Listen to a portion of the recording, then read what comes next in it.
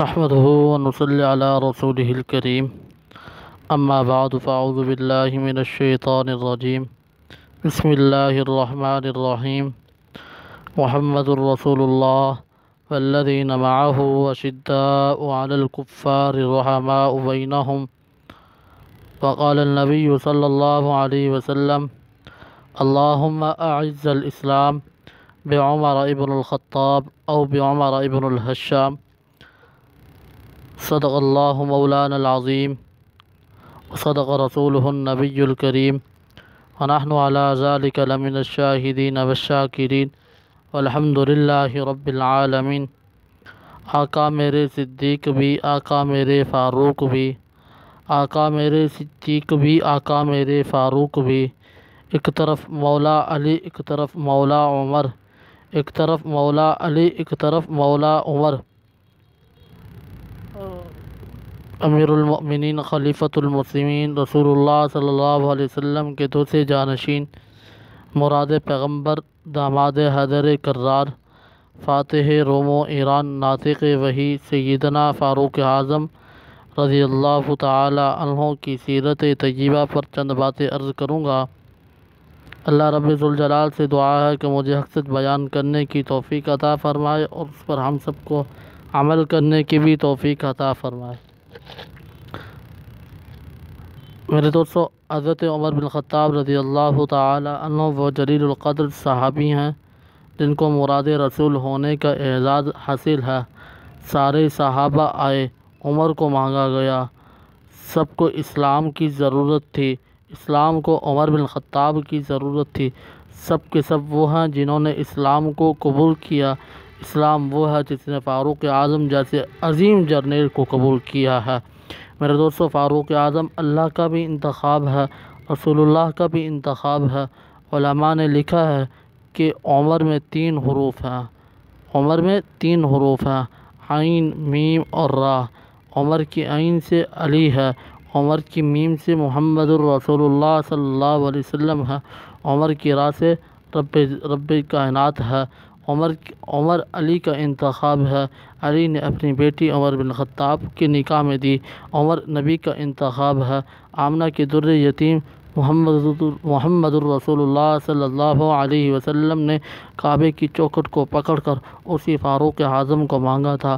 عمر رب جلیل کا انتخاب ہے، خدا نے ابو جہل و عمر ان دونوں میں سے ایک عمر بن خطاب کا انتخاب کر کے محمد الرسول اللہ صلی اللہ علیہ وسلم کے قدموں میں بھیج دیا تھا۔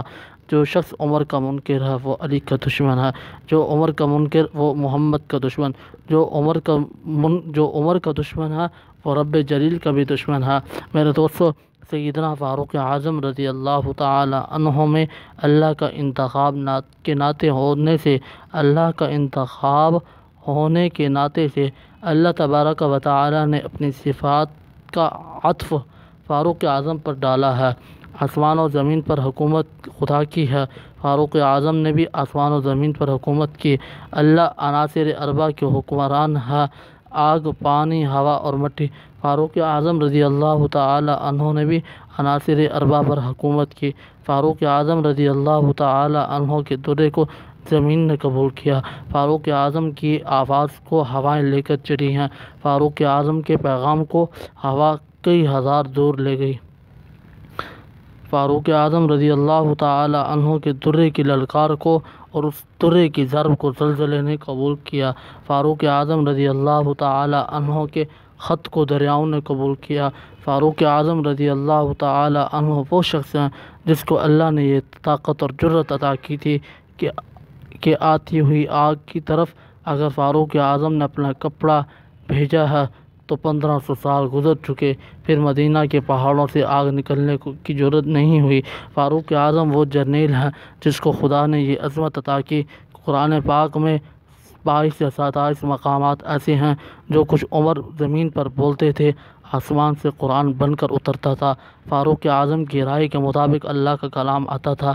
میرے حضرت دین پوری مولانا عبدالشکور دین پوری رحمۃ اللہ علیہ ایک جملہ فرمایا کرتے تھے کہ عمر بولے تو قرآن بن جائے، عمر تولے تو میزان بن جائے۔ عمر گفتگو جو کرتے تھے تو اللہ کا قرآن بن جایا کرتا تھا۔ مشکات شریف کی حدیث، مشکات شریف کی حدیث کی کتاب میں مشکات المصابیح، مشکات شریف میں یہ حدیث موجود ہے کہ رسول اللہ صلی اللہ علیہ وسلم نے فرمایا، لوگوں، ہر امت میں ایک محدث ہوتا ہے، اللہ جس سے ہم کلام ہوتے ہیں، خدا جس سے باتیں کیا کرتے ہیں، میری پوری امت میں سب سے بڑا وہ محدث ہے جس سے اللہ ہم کلام ہوتے ہیں، اللہ گفتگو کرتے ہیں، اللہ اس کی زبان پہ بولتے ہیں، جو وہ کہتا ہے اللہ کی طرف سے وہ پیغام ہوا کرتا ہے، یا جو کچھ خدا کہنا چاہتے ہیں اس کی زبان پر خدا وہی کلمات جاری کرا دیتے ہیں۔ حضور پاک صلی اللہ علیہ وسلم نے فرمایا، اگر میری امت میں یہ اعزاز کسی کو ملا ہے تو وہ عمر بن خطاب کو حاصل ہے۔ میرے دوستو، جس وقت غزوہ بدر کا واقعہ پیش آیا اس وقت بھی اگر کسی شخص کی زبان سے وہ کلمات جاری ہوئے جو اللہ کی وحی کے مطابق تھے تو وہ عمر بن خطاب رضی اللہ تعالی عنہ تھے۔ فاروق اعظم رضی اللہ تعالی عنہ نے یہ وہی جرنیل تھے جس کو احد کے میدان میں اللہ کے نبی نے یہ جملے کہے تھے کہ جس وقت ابو سفیان نے کہا، این محمد، این ابو بکر، این عمر، تو محمد کہاں ہے، ابو بکر کہاں ہے، عمر کہاں ہے، کوئی شخص جواب نہ دے رہا تھا۔ تو فاروق اعظم نے کہا، اللہ کے رسول اجازت دیں، میں کھل کر جواب دینا چاہتا ہوں۔ آپ نے فرمایا، خاموشی اختیار کر۔ عمر، ابھی جواب دینے کی ضرورت نہیں۔ کچھ وقفہ گزر جانے کے بعد شیطان نے ایک افواہ اڑائی کہ قتل محمد، لوگوں محمد دنیا سے قتل ہو چکے ہیں۔ اس وقت ابو سفیان نے ایک ضرب لگائی، آج ہمارا حبل بت زندہ ہو گیا، آج ہمارا حبل بت زندہ ہو گیا، کامیاب ہو گئے، وہ فتح پا چکا ہے، ہم جیت چکے ہیں، محمد اور خدا والے لوگ ہار چکے ہیں۔ اللہ کے نبی نے اب فرمایا، عمر، میں نے خدا سے تجھے عزت کے لیے مانگا تھا، اب تو خاموش نہ رہے، اس سوال کا جواب دے۔ کافر کہتا تھا کہ فاروق نے کہا، اللہ اکبر، اللہ اکبر، اللہ سب سے بڑا ہے، اللہ سب سے بڑا ہے۔ فاروق اعظم کی آمد پر اللہ اکبر کا نعرہ پیغمبر کی زبان سے لگا تھا۔ جب ابو سفیان نے کہا بت زندہ ہے، اس وقت اللہ اکبر کی صدا فاروق اعظم نے بلند کی تو وہی فاروق اعظم ہی وہی شخص ہیں جس وقت اس نے یہ کہا، لنا عزا ولا عزا، لنا عزا ولا عزا لکم، ہمارے پاس ہمارے عزا ہے، تمہارے پاس یہ عزا بت نہیں، ہمارے مددگار 360 بت ہیں، تمہارے پاس کوئی خدا نہیں۔ اس وقت فاروق اعظم نے جب یہ جملے کہے تھے، اللہ ہوا مولانا، اللہ مولانا ولکم، ہمارا خدا مددگار ہے، تمہارا خدا مددگار نہیں، اس وقت ابو سفیان نے کہا، آج برابری ہو چکی، بدر میں تم نے 70 مارے تھے، احد میں ہم نے 70 مارے تھے، کل ہمارے مرے تھے، آج تمہارے مرے ہیں۔ فاروق اعظم نے جواب دے کر کہا، ابو سفیان تو غلط کہتا ہے، مرے ہمارے بھی ہیں، مرے تمہارے بھی ہیں، 70 وہ بھی تھے، 70 یہ بھی ہیں، مگر فرق یہ ہے کہ تمہارے مرنے کے بعد جہنم کے ایندھن بنتے ہیں، ہمارے مرنے کے بعد جنت کے وارث بنتے ہیں، تمہاری ذلت کی موت مرے تھے، ہمارے جام شہادت نوش کر کے خدا کا قرب حاصل کر چکے ہیں۔ اس قدر اور جرت اور بہادری کی کلمات فاروق اعظم کی زبان سے کہلوائے تھے۔ اللہ تبارک و تعالی نے قرآن مجید میں 22 سے 27 مقامات ایسے ہیں کہ فاروق اعظم کی زبان پر وحی اتری۔ آج مسلمانوں کے پاس پردہ موجود ہے تو یہ پردہ فاروق اعظم کی غیرت ہے۔ حدیث پاک کے اندر آتا ہے کہ حضور پاک صلی اللہ علیہ وسلم کی بیوی تھی سیدہ زینب رضی اللہ تعالی عنہا۔ جیسے دیہاتوں میں ہوتا ہے کہ عورتیں باہر جنگل کی طرف قضائے حاجت کے لیے جاتی ہیں، حضرت زینب رضی اللہ تعالی عنہا باہر نکلی اور جا رہی تھی۔ ایک منافق نے یوں دیکھا کہ دیکھنے کے بعد اس منافق نے دوسرے منافق کو کہا کہ وہ محمد کی بیوی جا رہی ہے۔ فاروق اعظم نے یہ جملے سن لیے اور فاروق اعظم کی غیرت سے برداشت نہ ہوا، جلدی سے جا کر آگے کھڑے ہو گئے، کہا، امی، میں محمد کا غلام ہوں، میرا نام عمر ہے، امی، منافق نے جملے کہے ہیں، وہ محمد کی بیوی جا رہی ہے۔ اس نے اشارہ کیا، میرے غیرت برداشت نہیں کرتی، آپ اللہ کے لیے گھر لوٹ جائیں اور آپ اور نبی کی گھر والیاں پردے کے ساتھ باہر نکلا کریں۔ آپ کو اس اندازے سے باہر آنے کی اجازت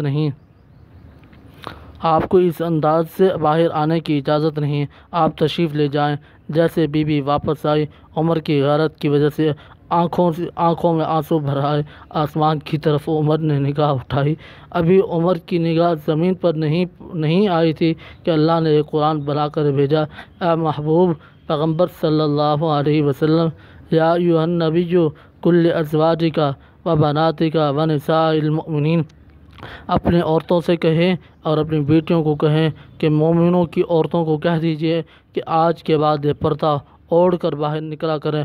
بغیر پردے کے کوئی عورت نہ باہر آئے۔